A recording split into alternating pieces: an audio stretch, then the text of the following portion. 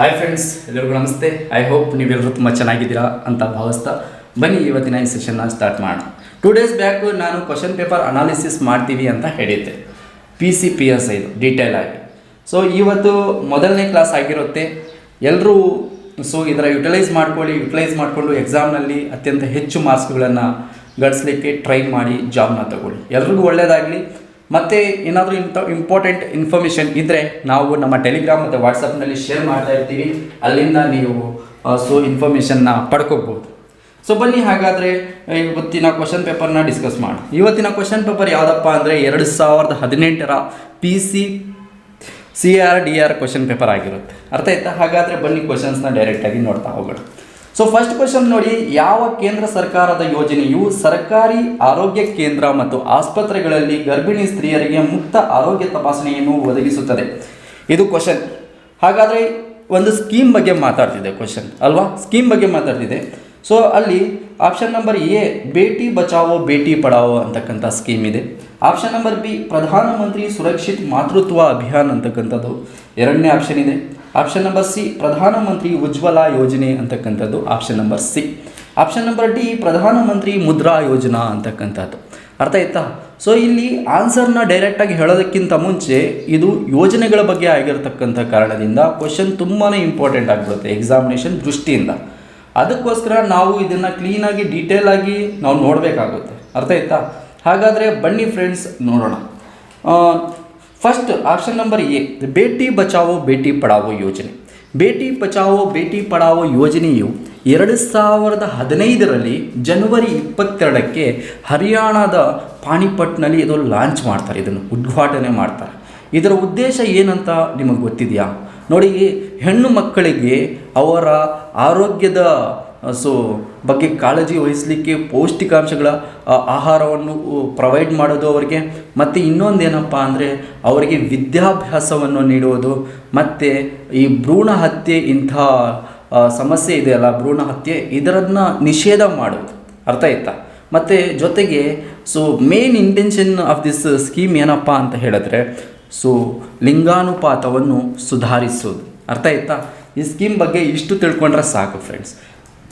Next option number B ಪ್ರಧಾನಮಂತ್ರಿ ಸುರಕ್ಷಿತ್ ಮಾತೃತ್ವ ಅಭಿಯಾನ್ ಅಂತಕ್ಕಂಥದ್ದು. ಇದೇನಪ್ಪ ಅಂದರೆ ನೋಡಿ, ಇಲ್ಲಿ ಕೀವರ್ಡೇ ಹೇಳ್ತಿದೆ ಮಾತೃತ್ವ ಅಂತ. ಈ ಕೀವರ್ಡಿಂದನೇ ನಾವು ಈ ಕ್ವಶನ್ಗೆ ಆನ್ಸರ್ ಮಾಡಬಹುದು. ಅರ್ಥ ಆಯ್ತಾ? ಸೊ ಇದನ್ನು ಲಾಸ್ಟಲ್ಲಿ ಹೇಳ್ತೀನಿ, ಫಸ್ಟ್ ಸ್ಕೀಮ್ಸ್ನ ಎಕ್ಸ್ಪ್ಲೈನ್ ಮಾಡ್ತೀನಿ. ಓಕೆ. ಸೊ ಪ್ರಧಾನಮಂತ್ರಿ ಸುರಕ್ಷಿತ್ ಮಾತೃತ್ವ ಅಭಿಯಾನ್ ಅಂದರೆ ಇದು 2016 ನವೆಂಬರ್ 4ರಲ್ಲಿ ಜಾರಿಗೊಂಡಿರುತ್ತೆ ಈ ಸ್ಕೀಮ್. ಅರ್ಥ ಆಯ್ತಾ? ಇದರ ಉದ್ದೇಶ ಏನಪ್ಪ ಅಂದರೆ ಗರ್ಭಿಣಿ ಸ್ತ್ರೀಯರಿಗೆ ಸರ್ಕಾರಿ ಕೇಂದ್ರಗಳು ಮತ್ತು ಸರ್ಕಾರಿ ಆಸ್ಪತ್ರೆಗಳಲ್ಲಿ ಮುಕ್ತವಾದಂಥ ತಪಾಸಣೆ ಮಾಡಲಿಕ್ಕೆ ಅವಕಾಶ ಮಾಡಿಕೊಡುತ್ತೆ. ಅರ್ಥ ಆಯ್ತಾ? ಸೊ ಇದು ಇಂಪಾರ್ಟೆಂಟ್ ಆಗಿರ್ತಕ್ಕಂಥ ಸ್ಕೀಮ್. ಅಫ್ಕೋರ್ಸ್ ಈ ಕ್ವಶನ್ಗೆ ರೈಟ್ ಆನ್ಸರ್ ಆಪ್ಷನ್ ನಂಬರ್ ಬಿನೇ ಆಗಿರುತ್ತೆ. ಆದರೂ ನಾವು ಮಿಕ್ಕ ಸ್ಕೀಮ್ಗಳು ತುಂಬಾ ಇಂಪಾರ್ಟೆಂಟ್ ಇದೆ, ಅದಕ್ಕೋಸ್ಕರ ಅವುಗಳ ಬಗ್ಗೆನೂ ಡಿಸ್ಕಸ್ ಮಾಡೋಣ. ನೆಕ್ಸ್ಟ್ ಆಪ್ಷನ್ ನಂಬರ್ ಸಿ ಪ್ರಧಾನಮಂತ್ರಿ ಉಜ್ವಲ ಯೋಜನೆ ಅಂತಕ್ಕಂಥದ್ದು. ಸರ್ ಎಷ್ಟೋ ಸರಿ ನೋಡ್ತಾ ಇದ್ದೀನಿ ಉಜ್ವಲ ಅಂತಿದೆ, ಒಂದೊಂದು ಬುಕ್ಕಲ್ಲಿ ಉಜಾಲ ಅಂತಿದೆ, ಯಾವುದನ್ನು ಸರ್ ನಂಬೋದು ಅಂತ. ಸೊ ಎರಡೂ ಆಪ್ಷನ್ಸು ರೈಟ್ ಆಗಿರುತ್ತೆ. ಪ್ರಧಾನಮಂತ್ರಿ ಉಜ್ವಲ ಸ್ಕೀಮ್ ಅಂತಕ್ಕಂಥದ್ದು ಏನಪ್ಪ ಅಂದರೆ ಯಾರೆಲ್ಲ LPG ಸೌಲಭ್ಯಗಳನ್ನು ಇದು ಒದಗಿಸುತ್ತೆ. ಅರ್ಥ ಆಯ್ತಾ? ಫಸ್ಟ್ ಆಫ್ ಆಲ್ ಹಾಗಾದರೆ ಇದು ಯಾರಿಗೂ ಒದಗಿಸುತ್ತೆ ಅಂತ ಅಂದರೆ BPL ಕಾರ್ಡುಗಳು ಯಾರೆಲ್ಲ ಹೊಂದಿದಾರಲ್ಲ ಕುಟುಂಬಗಳು, ಆ ಮಹಿಳೆಯರಿಗೆ ಇದು LPG ಸೌಲಭ್ಯವನ್ನು ಒದಗಿಸುತ್ತದೆ. ಯಾವುದು? ಪ್ರಧಾನಮಂತ್ರಿ ಉಜ್ವಲ ಸ್ಕೀಮ್ ಅಂತಕ್ಕಂಥದ್ದು. ಹಾಗಾದರೆ ಪ್ರಧಾನಮಂತ್ರಿ ಉಜಾಲ ಸ್ಕೀಮ್ ಏನಪ್ಪ ಇದು ಅಂದರೆ ಉಜಾಲ ಸ್ಕೀಮು LED ಬಲ್ಬ್ಗಳನ್ನು ಹಂಚ್ತಾ ಇರ್ತಾರೆ ಸ್ವಲ್ಪ ಅಮೌಂಟ್ ಇಸ್ಕೊಂಡು, ಕಡಿಮೆ ಅಮೌಂಟ್ನಲ್ಲಿ. ಅರ್ಥ ಆಯ್ತಾ? ಇದನ್ನು ನೋಡಿರ್ತೀರ, ಅದನ್ನೇ ನಾವು ಪ್ರಧಾನಮಂತ್ರಿ ಉಜಾಲ ಸ್ಕೀಮ್ ಅಂತ ಕರಿತೀವಿ. ಅರ್ಥ ಆಯ್ತಾ? ಇಷ್ಟು ನಾವು ತಿಳ್ಕೊಬೇಕಾಗುತ್ತೆ ಆಪ್ಷನ್ ನಂಬರ್ ಸಿನಲ್ಲಿ. ನೆಕ್ಸ್ಟು ಆಪ್ಷನ್ ನಂಬರ್ ಈ ಪ್ರಧಾನಮಂತ್ರಿ ಉಜ್ವಲ ಸ್ಕೀಮು 2016 ಮೇ 1ಕ್ಕೆ ಜಾರಿಗೊಂಡಿರುತ್ತೆ. ಅರ್ಥ ಆಯ್ತಾ? ಹಾಗಾದರೆ ಆಪ್ಷನ್ ನಂಬರ್ ಡಿ ಪ್ರಧಾನಮಂತ್ರಿ ಮುದ್ರಾ ಯೋಜನೆ ಅಂತಕ್ಕಂಥದ್ದು. ಈ ಆಪ್ಷನ್ ಯಾವುದಕ್ಕೆ ಸಂಬಂಧಪಟ್ಟಿದೆ ಈ ಸ್ಕೀಮ್ ಅಂತ ಹೇಳಿದ್ರೆ ಈ ಸಣ್ಣ ಮಾಧ್ಯಮದ ಕೈಗಾರಿಕೆಗಳಿಗೆ ಸಂಬಂಧಪಟ್ಟಿದೆ. ಸಣ್ಣ ಕೈಗಾರಿಕೆಗಳಿಗೆ ಸಂಬಂಧಪಟ್ಟಿರತಕ್ಕಂತಹ ಸ್ಮಾಲ್ ಇಂಡಸ್ಟ್ರೀಸ್ಗೆ ಸಂಬಂಧಪಟ್ಟಿದೆ. ಹಾಗಾದರೆ ಇದರಲ್ಲಿ ಶಿಶು, ತರುಣ, ಕಿಶೋರ್ ಅಂತಕ್ಕಂಥ 3 ರೀತಿಯಲ್ಲಿ ಈ ಸಣ್ಣ ಮಟ್ಟದ ಕೈಗಾರಿಕೆಗಳಿಗೆ ಸಾಲ ಕೊಡುತ್ತೆ. ಅರ್ಥ ಆಯ್ತಾ ಈ ಸ್ಕೀಮ್? ಹಾಗಾದರೆ ಇದು ಫುಲ್ ಫಾರ್ಮು ತಿಳ್ಕೊಬೇಕು ನಾವಿಲ್ಲಿ. ಮುದ್ರಾ ಅಂತಕ್ಕಂಥದ್ದು ಕೆಲವೊಮ್ಮೆ ಎಕ್ಸಾಮ್ಸ್ನಲ್ಲಿ ಅಬ್ರಿವೇಷನ್ಸ್ ಫುಲ್ ಫಾರ್ಮ್ ಏನು ಅಂತ ಕೇಳ್ತಾನೆ, ಅರ್ಥ ಆಯ್ತಾ? ಅದಕ್ಕೋಸ್ಕರ ಇದು ತುಂಬ ಇಂಪಾರ್ಟೆಂಟ್ ಆಗಿಬಿಡುತ್ತೆ. ಮುದ್ರಾ ಅಂತಕ್ಕಂಥದ್ದನ್ನು ತಿಳ್ಕೊಬೇಕು ನಾವು. ಹಾಗಾದರೆ ನೋಡಿ MUDRA. ಸೊ ಮುದ್ರಾ ಅಂದರೆ ಏನು ಇಲ್ಲ ಫ್ರೆಂಡ್ಸ್, ಫುಲ್ ಫಾರ್ಮ್ ಇದ್ರದ್ದು.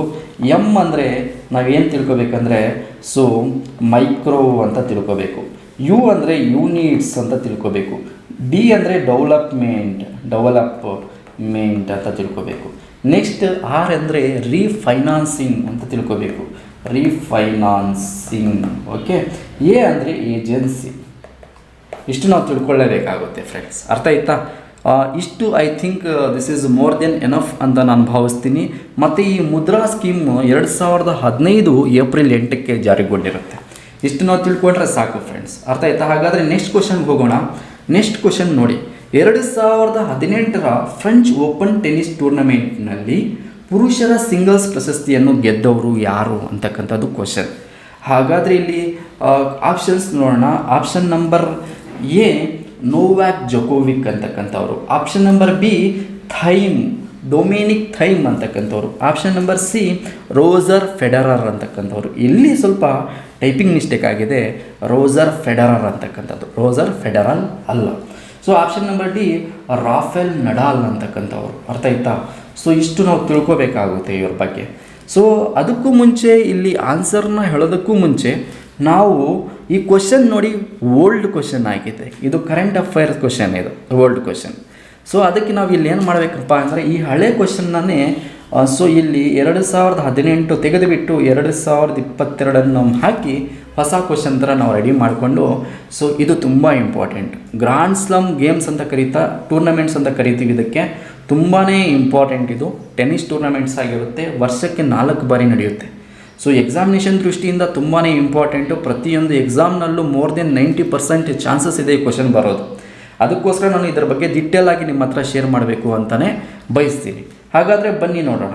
ಸೊ ನೋಡಿ, there are 4 grand slams tennis tournaments in a year. ಅದೇ ಹೇಳಿದ್ನಲ್ಲ, ವರ್ಷಕ್ಕೆ 4 ಸಾರಿ ಈ ಗ್ರ್ಯಾಂಡ್ ಸ್ಲಮ್ ಕ್ರೀಡಾಕೂಟಗಳು ನಡೆಯುತ್ತೆ. ಇದು ಟೆನ್ನಿಸ್ ಟೂರ್ನಮೆಂಟ್ಸ್ಗಳಾಗಿರುತ್ತೆ, ಅರ್ಥ ಆಯ್ತಾ? ಫಸ್ಟ್ ಯಾವುದಪ್ಪ ಅಂದರೆ ಆಸ್ಟ್ರೇಲಿಯನ್ ಓಪನ್ ನಡೆಯುತ್ತೆ, ಅದಾದ ನಂತರ ಫ್ರೆಂಚ್ ನಡೆಯುತ್ತೆ, ಅದಾದ ನಂತರ ವಿಂಬಲ್ಡನ್ ನಡೆಯುತ್ತೆ, ಅದಾದ ನಂತರ US ನಡೆಯುತ್ತೆ, ಅರ್ಥ ಆಯ್ತಾ? ಇದು ಸೊ ಸೀರೀಸ್ ವೈಲೇಸಲ್ಲಿ ಜ್ಞಾಪಕ ಇಟ್ಕೋಬೇಕಾಗುತ್ತೆ. ಸಮ್ಟೈಮ್ಸ್ ಕ್ವಶನ್ನು ಈ ರೀತಿಯೂ ಕೇಳ್ಬೋದು, ಫಸ್ಟ್ ಯಾವ್ದು ನಡೆಯುತ್ತೆ, ಸೆಕೆಂಡ್, ಥರ್ಡ್, ಫೋರ್ತ್ ಯಾವ್ದು ನಡೆಯುತ್ತೆ ಅಂತ. ಸೊ ಹಾಗಾದರೆ ಯಾವ ತಿಂಗಳಲ್ಲಿ ನಡೆಯುತ್ತೆ ಅಂದರೆ ವರ್ಷದ ಮೊದಲ ತಿಂಗಳು ಜನವರಿಯಲ್ಲಿ ಆಸ್ಟ್ರೇಲಿಯನ್ ಓಪನ್ ನಡೆಯುತ್ತೆ, ಅರ್ಥ ಆಯ್ತಾ? ನೆಕ್ಸ್ಟು ಮೇ ಮತ್ತು ಜೂನ್ ಆ ಮಧ್ಯೆ ಸೊ ಫ್ರೆಂಚ್ ಓಪನ್ ನಡೆಯುತ್ತೆ. ಸೊ ನೆಕ್ಸ್ಟ್ ವಿಂಬಲ್ಡನ್ ಅಂತಕ್ಕಂಥದ್ದು ಜುಲೈ ಮತ್ತು ಜೂನ್ ಮಧ್ಯದಲ್ಲಿ ನಡೆಯುತ್ತೆ. ಸೊ US ಓಪನ್ ಅಂತಕ್ಕಂಥದ್ದು ಆಗಸ್ಟ್ ಸೆಪ್ಟೆಂಬರ್ ಈ ರೇಂಜಲ್ಲಿ ನಡೆಯುತ್ತೆ. ಸೊ ಇನ್ನೊಂದು ಕ್ವಶನ್ ಇಲ್ಲಿ ಅರೈಸ್ ಆಗುತ್ತೆ, ಯಾವ ರೀತಿಯಪ್ಪ ಅಂದರೆ ಅತ್ಯಂತ ಹಳೇದು ಯಾವುದು ಅಂತಕ್ಕಂಥದ್ದನ್ನು ಕೇಳ್ತಾನೆ. ಅತ್ಯಂತ ಹಳೆ ಗ್ರ್ಯಾಂಡ್ ಸ್ಲಮ್ ಟೂರ್ನಮೆಂಟ್ ಯಾವುದು ಅಂತಕ್ಕಂಥದ್ದನ್ನು ಕೇಳ್ತಾನೆ. ಅದಕ್ಕೆ ರೈಟ್ ಆನ್ಸರ್ ವಿಂಬಲ್ಡನ್. ಹಾಗಾದರೆ ಪ್ರತಿಯೊಂದು ಟೂರ್ನಮೆಂಟು 4 ಟೂರ್ನಮೆಂಟು ಯಾವ್ಯಾವ ವರ್ಷದಲ್ಲಿ ಸ್ಥಾಪನೆಯಾಯಿತು, ಯಾವ್ಯಾವ ವರ್ಷದಲ್ಲಿ ಇದು ಶುರುವಾಯಿತು ಅಂತ ನೋಡೋಣ. ವಿಂಬಲ್ಡನ್ ಅಂತಕ್ಕಂಥದ್ದು ಅತ್ಯಂತ ಹಳೆಯದು, 1877ರಲ್ಲಿ ಸ್ಟಾರ್ಟ್ ಆಗಿರುತ್ತೆ. ಅದಾದ ನಂತರ US ಓಪನ್ ಅಂತಕ್ಕಂಥದ್ದು 1881ರಲ್ಲಿ ಸ್ಟಾರ್ಟ್ ಆಗಿರುತ್ತೆ. ನೆಕ್ಸ್ಟು ಫ್ರೆಂಚ್ ಓಪನ್ ಅಂತಕ್ಕಂಥದ್ದು 1891ರಲ್ಲಿ ಸ್ಟಾರ್ಟ್ ಆಗಿದ್ದರೆ, ಆಸ್ಟ್ರೇಲಿಯನ್ ಓಪನ್ ಅಂತಕ್ಕಂಥದ್ದು ಸೊ 1905ರಲ್ಲಿ ಸ್ಟಾರ್ಟ್ ಆಗಿರುತ್ತೆ. ಈ ಸೀರೀಸು ಸೀಕ್ವೆನ್ಸ್ ವೈಸ್ನಲ್ಲಿ ನಾವು ಜ್ಞಾಪಕ ಇಟ್ಕೋಬೇಕಾಗುತ್ತೆ. ಮತ್ತು ಇಲ್ಲಿ ಇನ್ನೊಂದು ಕ್ವಶನ್ ಅರೈಸ್ ಆಗುತ್ತೆ, ಅದೇನಪ್ಪ ಅಂದರೆ ಯಾವ ಕ್ರೀಡೆ ಲೈಕ್ ಸೊ ಆಸ್ಟ್ರೇಲಿಯನ್ ಆಯಿತು, ಫ್ರೆಂಚ್ ಆಯಿತು, ವಿಂಬಲ್ಡನ್ ಆಯಿತು, US ಆಯಿತು, ಸೊ ಅವು ಯಾವ್ಯಾವ ಕ್ರೀಡಾಂಗಗಳಲ್ಲಿ ಆಡ್ತಾರೆ ಅಂತಕ್ಕಂಥದ್ದನ್ನು ಸೊ ಕೇಳ್ತಾರೆ ಕ್ವಶನ್. ಹಾಗಾದರೆ ನೋಡಿ, ಫಸ್ಟು ಮತ್ತು ಫೋರ್ತ್ ಯಾವುದು? ಫಸ್ಟು ಆಸ್ಟ್ರೇಲಿಯನ್, ಫೋರ್ತ್ US, ಇವೆರಡು ಹಾರ್ಡ್ ಕೋರ್ಟಲ್ಲಿ ಆಡ್ತಾರೆ. ಇದು ನೀವು ತುಂಬ ಇಂಪಾರ್ಟೆಂಟಾಗಿ ಜ್ಞಾಪಕ ಇಟ್ಕೋಬೇಕು. ಫ್ರೆಂಚ್ ಅಂತಕ್ಕಂಥದ್ದು ಮಣ್ಣಿನ ಕೋರ್ಟ್ನಲ್ಲಿ ಆಡ್ತಾರೆ, ಕ್ಲೇ ಕೋರ್ಟ್ ಅಂತ ಕರಿತೀವಿ, ಅದರಲ್ಲಿ ಆಡ್ತಾರೆ. ನೆಕ್ಸ್ಟ್ ವಿಂಬಲ್ಡನ್ ಅಂತಕ್ಕಂಥದ್ದು ಹುಲ್ಲಿನ ಕೋರ್ಟ್ನಲ್ಲಿ ಆಡ್ತಾರೆ, ಓಕೆ, ಗ್ರಾಸ್ ಕೋರ್ಟ್ನಲ್ಲಿ ಆಡ್ತಾರೆ. ಇಷ್ಟು ನಾವು ತಿಳ್ಕೋಬೇಕು ವಿಂಬಲ್ಡನ್ಸ್ ಬಗ್ಗೆ. ಇದು ಸ್ಟಾಟಿಕ್ ಆಗಿರ್ತಕ್ಕಂಥ ಇನ್ಫಾರ್ಮೇಷನ್, ಪ್ರತಿಯೊಬ್ಬರಿಗೂ ಇದು ಗೊತ್ತಿರಬೇಕು ಫ್ರೆಂಡ್ಸ್, ಅರ್ಥ ಆಯ್ತಾ? ತುಂಬಾ ಇಂಪಾರ್ಟೆಂಟ್, ಇಲ್ಲಿಂದನೇ ಕ್ವಶನ್ ಬರಬಹುದು. ಸೊ ಹಾಗಾದರೆ ಇದನ್ನು ಕರೆಂಟ್ ಅಫೇರ್ ಲಿಂಕ್ ಮಾಡಬೇಕು. ಇದೇ ಗೇಮ್ಸ್ಗೆ ಕರೆಂಟ್ ಅಫೇರ್ಸ್ ಲಿಂಕ್ ಮಾಡಬೇಕು. 2022ರಲ್ಲಿ ಯಾವ್ಯಾವ ಗೇಮ್ನಲ್ಲಿ ಈ 4 ಗೇಮ್ಸ್ನಲ್ಲಿ ಯಾರ್ಯಾರು ಗೆದ್ಕೊಂಡಿದ್ದಾರೆ ಪುರುಷರ ಸಿಂಗಲ್ಸು ಮತ್ತು ವುಮೆನ್ಸ್ ಸಿಂಗಲ್ಸಲ್ಲಿ ಅಂತ. ಮತ್ತೆ ಇಷ್ಟು ನಾವು ತಿಳ್ಕೊಳ್ಳೇಬೇಕಾಗುತ್ತೆ, ಕಂಪಲ್ಸರಿ ಆಗಿರ್ತಕ್ಕಂಥ ಇನ್ಫಾರ್ಮೇಷನ್. ಹಾಗಾದರೆ ನೋಡಿ, ಆಸ್ಟ್ರೇಲಿಯನ್ ಓಪನ್ನಲ್ಲಿ 2022ರಲ್ಲಿ ಯಾರು ಗೆದ್ಕೊಂಡಿದ್ದಾರೆ ಅಂದರೆ, ಸೊ ಆಸ್ಟ್ರೇಲಿಯನ್ ಮೆನ್ಸಲ್ಲಿ ಯಾರಪ್ಪ ಗೆದ್ಕೊಂಡಿದ್ದಾರೆ ಅಂದರೆ ರಾಫೆಲ್ ನಡಾಲ್ ಅಂತಕ್ಕಂಥವ್ರು ಗೆದ್ಕೊಂಡಿದ್ದಾರೆ. ಅದೇ ಆಸ್ಟ್ರೇಲಿಯನ್ ಓಪನ್ಸ್ನಲ್ಲಿ ವುಮೆನ್ಸ್ ಸಿಂಗಲ್ಸ್ನಲ್ಲಿ ಆಶ್ಲೆ ಬಾಟಿ ಅಂತಕ್ಕಂಥವ್ರು ಗೆದ್ಕೊಂಡಿದ್ದಾರೆ. ಹಾಗಾದರೆ ಇವರ ದೇಶಗಳ ಬಗ್ಗೆನೂ ಸಮ್ಟೈಮ್ಸ್ ಕ್ವಶನ್ ಕೇಳ್ತಾನೆ. ಹಾಗಾದರೆ ನೋಡಿ, ರಫೇಲ್ ನಡಾಲ್ ಅಂತಕ್ಕಂಥವ್ರು ಸ್ಪೇನ್ನವರು. ಇದು ತುಂಬಾ ಇಂಪಾರ್ಟೆಂಟ್ ಆಗಿರುತ್ತೆ. ಸ್ಪೇನ್ನವರು ಯಾರಪ್ಪ ಅಂದರೆ ರಾಫೆಲ್ ನಡಾಲ್ ಅಂತಕ್ಕಂಥವ್ರು ಸ್ಪೇನ್ನವರು ಆಗಿರ್ತಾರೆ ಇವರು. ಅರ್ಥ ಆಯ್ತಾ? ಆಶ್ಲೆ ಬಾಟಿ ಅಂತಕ್ಕಂಥವ್ರು ಆಸ್ಟ್ರೇಲಿಯಾದವರೇ ಆಗಿರ್ತಾರೆ. ನೆಕ್ಸ್ಟ್ ನೋಡಿ, ಫ್ರೆಂಚ್ ಓಪನ್ನಲ್ಲಿ ಮೆನ್ಸ್ ಸಿಂಗಲ್ಸ್ನಲ್ಲಿ ಒನ್ಸ್ ಅಗೇನ್ ರಾಫೆಲ್ ನಡಾಲ್ನವರೇ ಗೆದ್ಕೊತಾರೆ. ಹಾಗಾದರೆ ಇವರು ಸ್ಪೇನ್ ದೇಶದವರು. ಅರ್ಥ ಆಯ್ತಾ? ನೆಕ್ಸ್ಟ್ ಫ್ರೆಂಚ್ ಓಪನ್ನಲ್ಲಿ ವುಮೆನ್ ಸಿಂಗಲ್ಸ್ನಲ್ಲಿ ಈಗಾ ಸ್ವ್ಯಾಟೆಕ್ ಅಂತಕ್ಕಂಥವ್ರು ಗೆದ್ಕೊತಾರೆ. ಅರ್ಥ ಆಯ್ತಾ? ಇವರು ಯಾವ ದೇಶದವರು ಅಂದರೆ ಪೋಲ್ಯಾಂಡ್ನವರು. ತುಂಬಾ ಇಂಪಾರ್ಟೆಂಟ್ ಫ್ರೆಂಡ್ಸ್, ಪೋಲ್ಯಾಂಡ್ನವರು ಇವರು. ಅರ್ಥ ಆಯ್ತಾ? ನಾವು ಇಷ್ಟು ತಿಳ್ಕೊಳ್ಳೇಬೇಕಾಗುತ್ತೆ. ನೆಕ್ಸ್ಟ್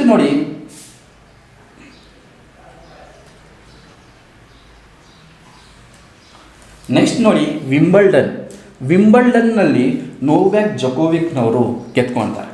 ವಿಂಬಲ್ಡನ್ 2022ರ ಮೆನ್ಸ್ ಸಿಂಗಲ್ಸ್ನಲ್ಲಿ ನೋವ್ಯಾಕ್ ಜೊಕೋವಿಕ್ ಗೆದ್ಕೊಳ್ತಾರೆ. ಇವರು ಯಾವ ದೇಶದವರು ಅಂದರೆ ಸರ್ಬಿಯಾ ದೇಶದವರು ಆಗಿರ್ತಾರೆ. ತುಂಬ ಇಂಪಾರ್ಟೆಂಟ್.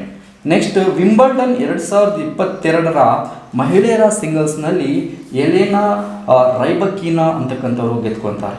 ಇವರು ಕಜಾಕಿಸ್ತಾನದವರು ಇವರು. ಅರ್ಥ ಆಯ್ತಾ? ಇದು ಇಂಪಾರ್ಟೆಂಟ್.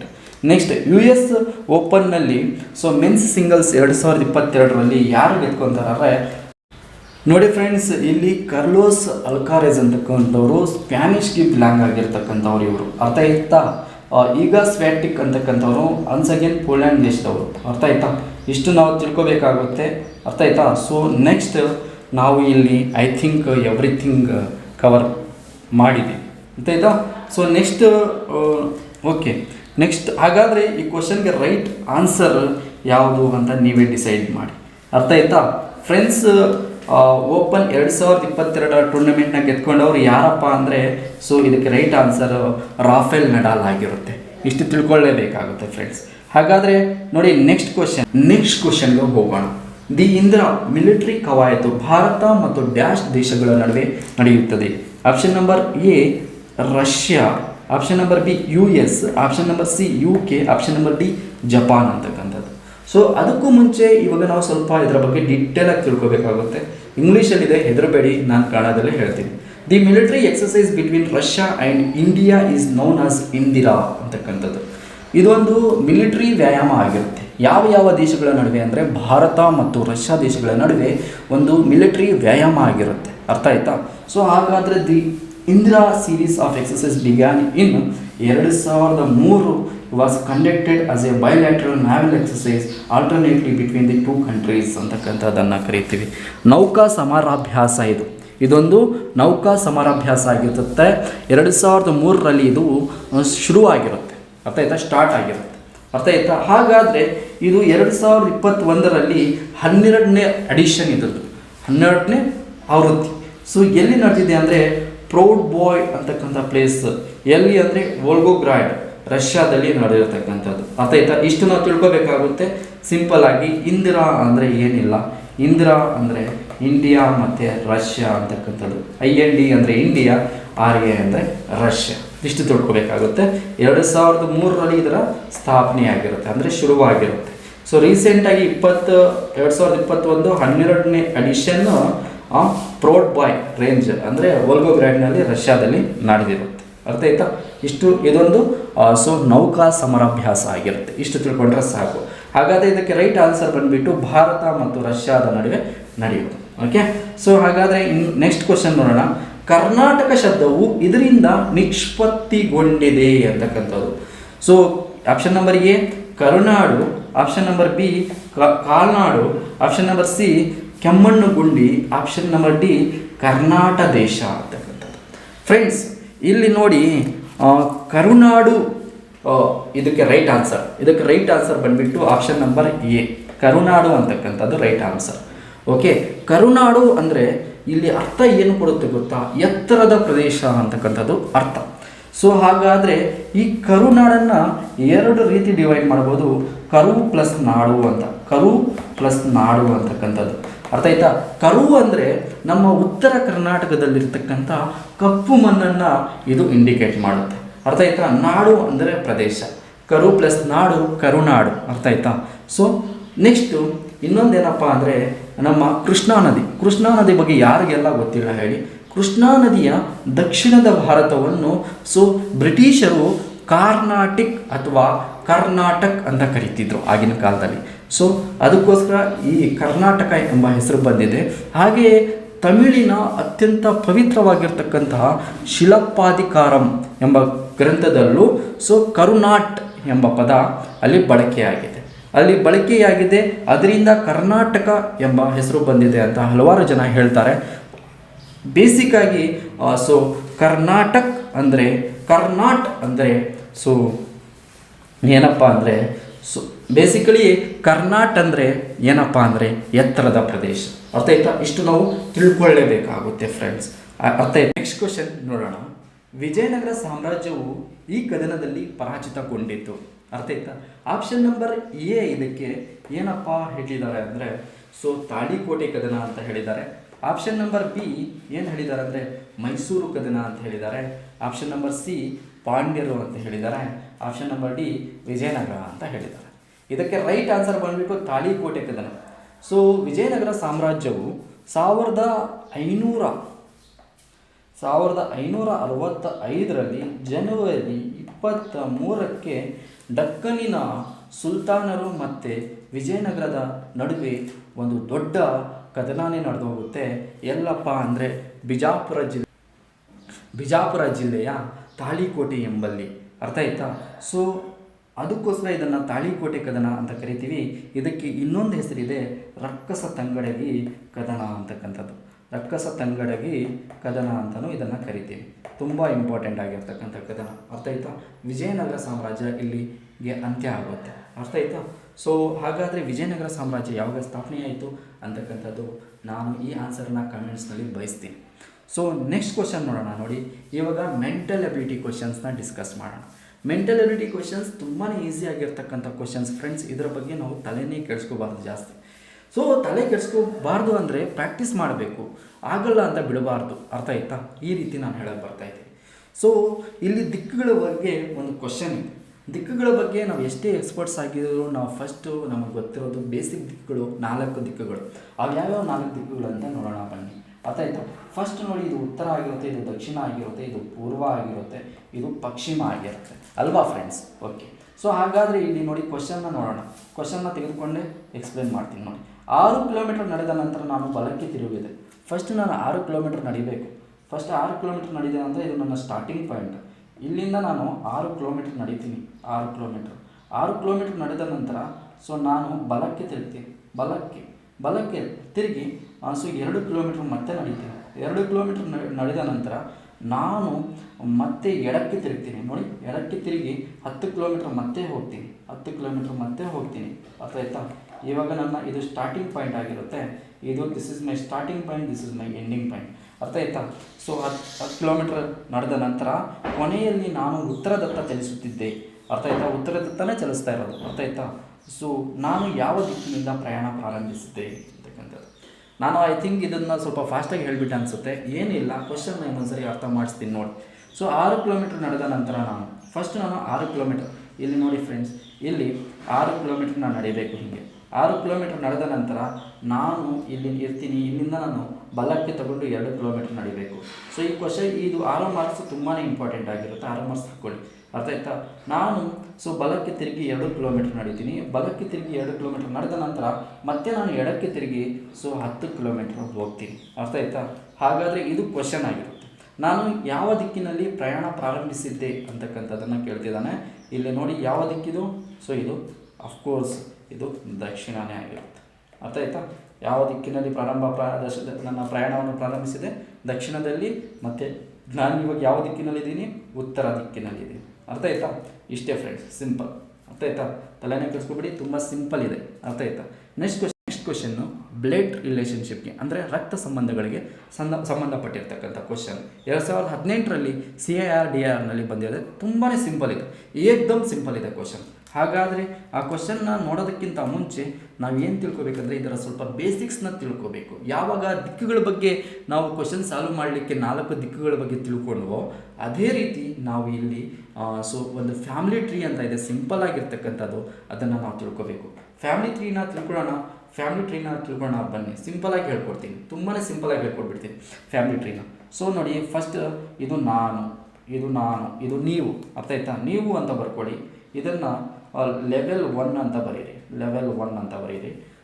ಸೊ ಈ ನೀವು ನಿಮ್ಮ ತಮ್ಮ, ನಿಮ್ಮ ಕಸಿನ್ಸು, ಅರ್ಥ ಆಯ್ತಾ, ಎಲ್ಲರೂ ಇಲ್ಲೇ ಬರ್ತಾರೆ. ಕಸಿನ್ಸು ಎಲ್ಲರೂ ಇಲ್ಲೇ ಬರ್ತಾರೆ. ಅರ್ಥ ಆಯ್ತಾ? ನಿಮ್ಮ ಫ್ರೆಂಡ್ಸು ಇಲ್ಲೇ ಬರ್ತಾರೆ. ಅರ್ಥ ಆಯ್ತಾ? ಫ್ರೆಂಡ್ಸ್ ಆಯಿತು, ಕಸಿನ್ಸ್ ಆಯಿತು, ತಮ್ಮ ಆಯಿತು, ನೀವಾದರೆ.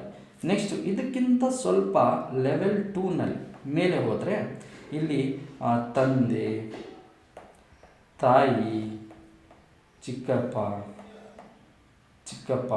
ಚಿಕ್ಕಮ್ಮ ಇವರೆಲ್ಲ ಬರ್ತಾರೆ. ಅರ್ಥ ಆಯ್ತಾ?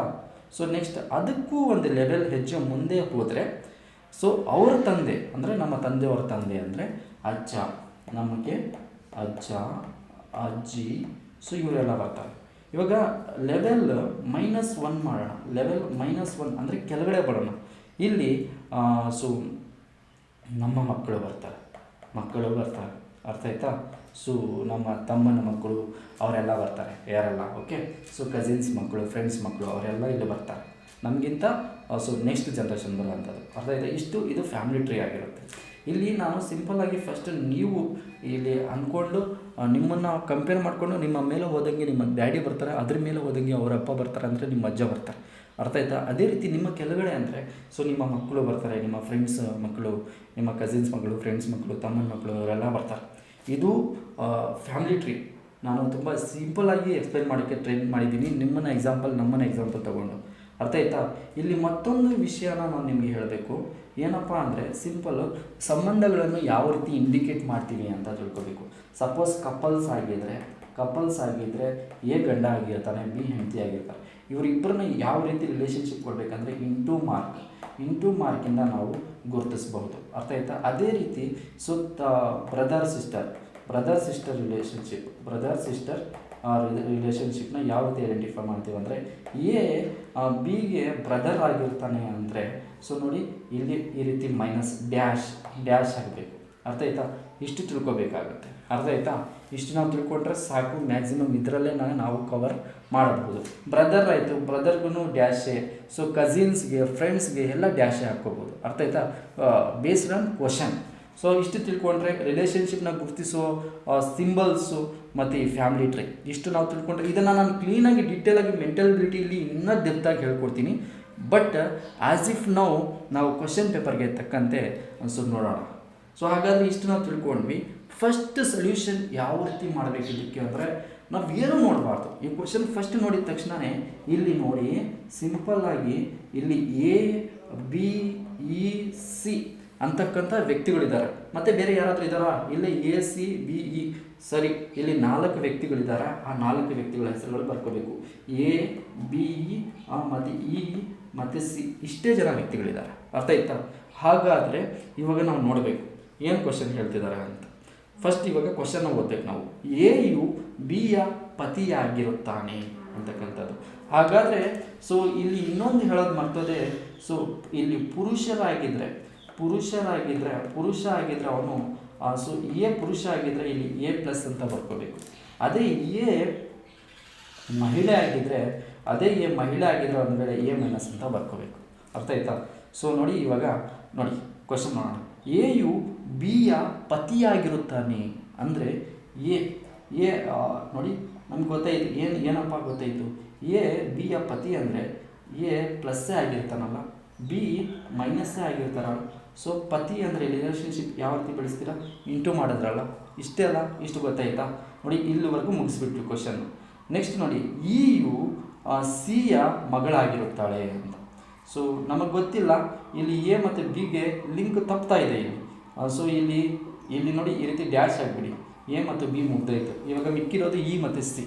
ನೋಡು, ಯು ಸಿಯ ಮಗಳಾಗಿರುತ್ತಾಳೆ ಅಂದರೆ ನೋಡಿ ಇ, ಓಕೆ, ಇಲ್ಲಿ ಬರ್ಕೊಂಡ್ವಿ. ಸೊ ಈ ಸಿಯ ಮಗಳು, ಅರ್ಥ ಆಯ್ತಾ? ಸೊ ಸಿಯ ಮಗಳು, ಈ ನೀವೇ ಅಂದ್ಕೊಳ್ಳಿ, ಈ ಮೈನಸ್, ಯಾಕಂದ್ರೆ ಮಗಳು ಇವರು ಸಿಯ ಮಗಳಾಗಿರುತ್ತಾಳೆ, ಅರ್ಥ ಆಯ್ತಾ? ಸೊ ಸಿ ಇನ್ನು ನಮಗೆ ಇನ್ನು ಜೆಂಡರ್ ಇದು ಗೊತ್ತಾಗ್ತಾ ಇದೆ. ನೆಕ್ಸ್ಟ್ ಮುಂದೆ ಹೋಗೋಣ ಕ್ವಶನ್, ಅರ್ಥ ಆಯ್ತಾ? ಇಲ್ಲಿವರೆಗೂ ಕ್ವಶನ್ ಮುಗೀತು. ಎ ಯು ಸಿಯ ತಂದೆಯಾಗಿರುತ್ತಾನೆ ಅಂತಕ್ಕಂಥದ್ದು. ಹಾಗಾದರೆ ಎ ಸಿಯ ತಂದೆ, ಗೊತ್ತಾಯ್ತಾ? ಎ ಯು ಸಿಯ ತಂದೆ ಆಗಿರುತ್ತಾನೆ ಅಂತಕ್ಕಂಥದ್ದು, ಅರ್ಥ ಆಯ್ತಾ? ಹಾಗಾದರೆ ಇದನ್ನು ನಾನು ಇನ್ನೊಂದು ಸರಿ ಇಲ್ಲಿ ಬರ್ಕೊಂಡು ಬಿಡ್ತೀನಿ ನೋಡಿ. ಇದು ಪ್ಲಸ್ಸು, ಇದು ಮೈನಸ್ಸು. ಎ ಸಿಯ ತಂದೆಯಾಗಿರ್ತಾಳೆ ಅಂದರೆ ಸಿ ಇಲ್ಲಿರುತ್ತೆ, ಸಿಗೆ ಈ ಮಗಳಾಗಿರ್ತಾಳೆ ಅಂದರೆ ಅದ್ರ ಕೆಳಗಡೆ ಇರ್ತಾಳೆ, ಅರ್ಥ ಆಯ್ತಾ? ಇದು ನಮ್ಮ ಡಯಾಗ್ರಾಮ್ ಆಯಿತು, ಅರ್ಥ ಆಯ್ತಾ? ನೋಡಿ, ಇಷ್ಟು ನಮ್ಮ ಕ್ವಶನ್ ಬರ್ಕೊಂಡ್ವಿ ಇಲ್ಲಿ. ನೆಕ್ಸ್ಟ್ ಇವಾಗ ನೋಡಿ ಕ್ವಶನ್ನ ಓದೋಣ. ಬಿ ಯು ಇಗೆ ಹೇಗೆ ಸಂಬಂಧ? ಈ ಬಿ ಇದೆಯಲ್ಲ, ಈ ಬಿ ಇಗೆ ಹೇಗೆ ಸಂಬಂಧ ಅಂದರೆ ನೋಡಿ, ಈಯ ಸೊ ತಂದೆನೋ ತಾಯಿನೋ ಸಿ ಆಗಿದ್ದಾರೆ, ಜೆಂಡರ್ ನಮಗೆ ಗೊತ್ತಾಗ್ತಾ ಇಲ್ಲ, ಅರ್ಥ ಆಯ್ತಾ? ಸೊ ಮತ್ತು ಈ ಸಿಗೆ ಎ ತಂದೆ ಆಗಿರ್ತಾನೆ, ಅರ್ಥ ಆಯ್ತಾ? ಹಾಗಾದರೆ ಸಿಗೆ ಬಿ ತಾಯಿ ಆಗಿರ್ತಾರೆ. ಸೊ ಸಿಯ ಮಗಳು ಇ ಅಂದರೆ, ಸೊ ಬಿ ಈಗೆ ಏನಾಗಬೇಕಂದ್ರೆ ಅಜ್ಜಿನೇ ಆಗಿರ್ಬೇಕಲ್ವಾ? ಅದೇ ರೀತಿ ಸಪೋಸ್ ಈ ಬಿಗೆ ಏನಾಗಬೇಕಂದ್ರೆ ಮೊಮ್ಮಗಳಾಗಬೇಕು, ಮೊಮ್ಮಗಳು ಆಗ್ತಾಳೆ. ಆದರೆ ಇಲ್ಲಿ ಕ್ವಶನ್ನು ಬಿ ಯು ಇಗೆ ಹೇಗೆ ಸಂಬಂಧ ಅಂತ ಕೇಳ್ತಿದ್ದಾರೆ. ಅದರಿಂದ ಬಿ ಯು ಇಗೆ ಹೇಗೆ ಸಂಬಂಧ ಅಂದರೆ ಅಜ್ಜಿಯ ಸಂಬಂಧ. ಇಷ್ಟು ನಾವು ತಿಳ್ಕೊಬೇಕಾಗುತ್ತೆ, ಅರ್ಥ ಆಯ್ತಾ ಫ್ರೆಂಡ್ಸ್? ಇವತ್ತಿನ ಈ ಸೆಷನ್ನಲ್ಲಿ ಇಷ್ಟೇ. ಸೊ ನಿಮಗೆ ಈ ಸೆಷನ್ ಯಾವ ರೀತಿ ಅನಿಸಿದೆ? ಸೆಷನ್ ಇಷ್ಟ ಆಗಿದೆಯಾ? ಇಷ್ಟ ಆಗಿದ್ದರೆ ನಿಮ್ಮ ಅಭಿಪ್ರಾಯಗಳನ್ನು ಕಮೆಂಟ್ನಲ್ಲಿ ತಿಳಿಸ್ಕೊಡಿ. ಸೊ ನೆಕ್ಸ್ಟ್ ಸೆಷನ್ನಲ್ಲಿ ಈ ಕ್ವಶನ್ ಪೇಪರ್ನ ಆದಷ್ಟು ಇನ್ನೂ ಮ್ಯಾಕ್ಸಿಮಮ್ ಕ್ವಶನ್ಸ್ನ ತೆಗೆದುಕೊಂಡು ಎಕ್ಸ್ಪ್ಲೇನ್ ಮಾಡಲಿಕ್ಕೆ ಟ್ರೈ ಮಾಡ್ತೀನಿ, ಅರ್ಥ ಆಯ್ತಾ? ಸೊ ಎಲ್ಲ ಒಂದೇ ಸೆಷನ್ನಲ್ಲಿ ಮಾಡಿಬಿಟ್ರೆ ತುಂಬ ಲೆಂತಿ ಆಗಿಬಿಡುತ್ತೆ, ಅದು ನಿಮಗೆ ನೋಡೋಕ್ಕೆ ಅಷ್ಟು ಎಫೆಕ್ಟಿವ್ ಆಗಿರಲ್ಲ ಅಂತ ನಾನು ಈ ರೀತಿ ಸೆಷನ್ಸ್ನಲ್ಲಿ ಮಾಡ್ತಾಯಿದ್ದೀನಿ. ಸೊ ನಾವು ಹೇಳಿಕೊಟ್ಟ ವಿಧಾನ ಯಾವ ರೀತಿ ಇದೆ, ಇಷ್ಟ ಆಗಿದೆಯಾ? ಇಷ್ಟ ಆಗಿದ್ದರೆ ಲೈಕ್ ಮಾಡಿ, ನಿಮ್ಮ ಫ್ರೆಂಡ್ಸ್ ಜೊತೆ ಶೇರ್ ಮಾಡಿ. ಮೀಟ್ ಆಗೋಣ. ಕರೆಂಟ್ ಅಫೇರ್ಸ್ನ ಫಸ್ಟೇ ಹೇಳ್ದಂಗೆ ಕರೆಂಟ್ ಅಫೇರ್ಸ್ನ ಇಲ್ಲೇ ಅಪ್ಡೇಟ್ ಮಾಡಿದ್ದೀನಿ, ಮೆಂಟಲ್ ಅಬಿಲಿಟಿ ಕ್ವಶನ್ನ ಇಲ್ಲೇ ಬಿಡಿಸಿದ್ದೀನಿ. ಹಾಗೆಯೇ ಇಂಪಾರ್ಟೆಂಟಾಗಿ ಎಲ್ಲ ಮಾಹಿತಿನೂ ನಾನು ಕೊಟ್ಟಿದ್ದೀನಿ, ಅರ್ಥ ಆಯ್ತಾ? ಸೊ ನಾವು ಟೀಚ್ ಮಾಡ್ತಕ್ಕಂಥ ಶೈಲಿ ಹೇಗಿದೆ ಅಂತ ತಿಳಿಸ್ಕೊಡಿ, ಅದರಿಂದ ನಮಗೆ ಮೋಟಿವೇಶನ್ ಸಿಗುತ್ತೆ. ಮೀಟ್ ಆಗೋಣ ನೆಕ್ಸ್ಟ್ ಸೆಷನ್ನಲ್ಲಿ. ಅಲ್ಲಿವರೆಗೂ ಟೇಕ್ ಕೇರ್ ಫ್ರೆಂಡ್ಸ್.